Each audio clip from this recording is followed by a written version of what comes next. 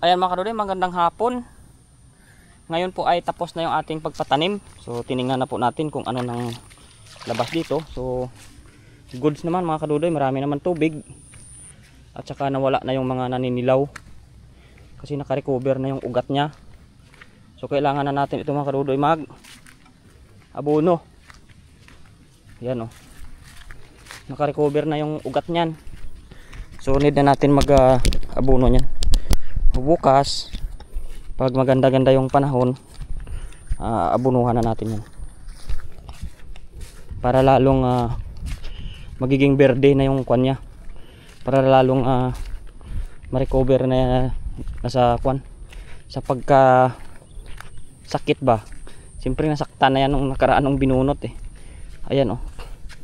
So okay naman yung mga mga karudoy. Kailangan na natin to mag-abuno. May tubig ngayon. Pag hindi uulan man yan, bukas tamang tama yan. Abunuhan natin para talagang mag-ano na siya. Babalik na yung resistensya niya. Ayun o. May mga kuha naman mga kadudoy eh. May tubig naman, sarado naman yung mga pilapil niya. Tingnan natin doon kung sarado. Mamaya na lang pag-ikot. Dito na lang ako dadaan. I-close na natin tong pilapil niya mga kadudoy para bukas yan mga kadudoy oh, kahit pa paano kinakain pa rin ng kuhol yan. Kita nyo yan oh, ayan oh. Laki-laki na ng palay pero inaano niya pa rin, pinuputol niya pa rin. Luko-luko talaga yung kuhol na yan. Isa yan sa mga piste talaga pagkon eh.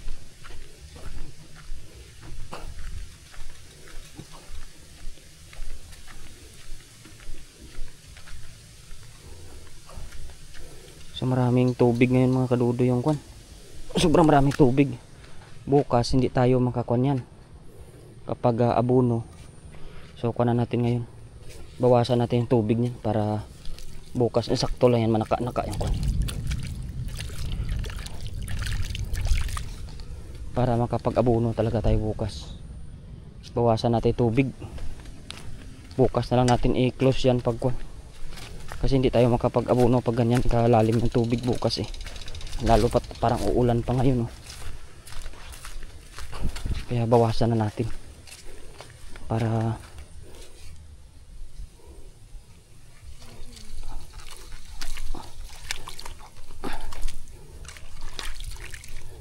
bukas makapag-abono tayo.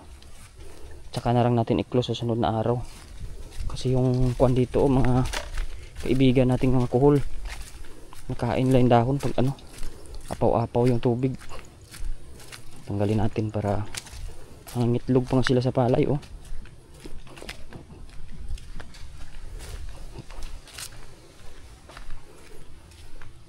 Bawasan natin. Tamang tama lang bukas natin isasara pag may abono na tayo.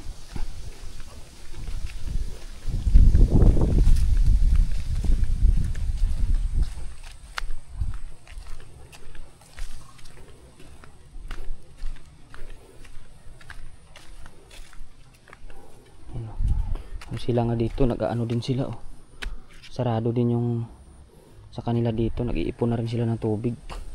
Dito yung sasarado natin oh, yung isa kasi kakatanim lang dito, medyo bugbog pa yung ano niyan. Kaya ito yung kuha natin. Ang daming sobra ng kuan. Mga binunot mga karudoy, ayan oh. Sobra-sobra yung palay natin. Tapos may kakaunti pa doon oh. Sayang man.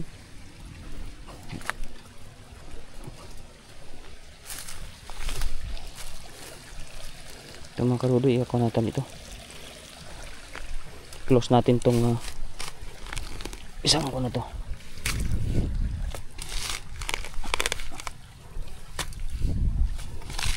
Para hindi mabugbog yung kakatanim pa lang. Karoon siya ng stock na tubig. Kasi naninilaw yan doon oh. Kaya dapat anuhan muna natin ang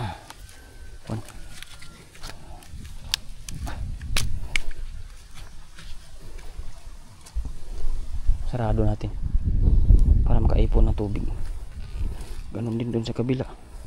Daming sobra mga kadudoy yung ano natin oh. Mga binunot, wala na mapagtamnan. Ito nga oh, mga laya na ano ba? Abono na nga sila dito.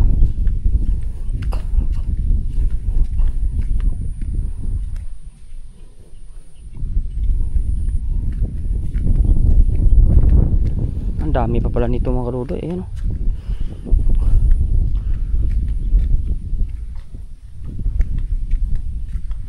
Okay naman doon sa kabila mga kadudoy, may tubig doon. So dito na lang, okay na yan, sarado na. Sunod na araw, dito muna yung abunuhan natin. Tapos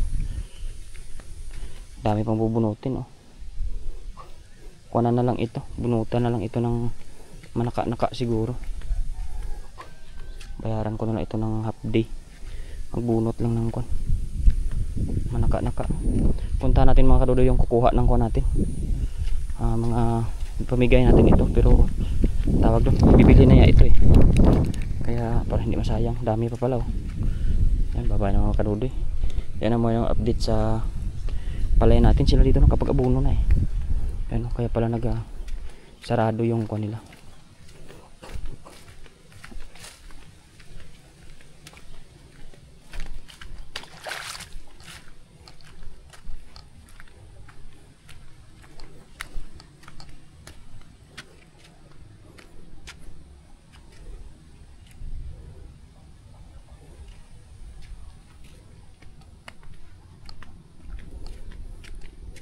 Puntahan na lang natin doon yung ano ng abono na yung kuha natin, kasi sayang kukuha ng bunto natin ba binhi. Tara mga kadudoy, puntahan ko muna.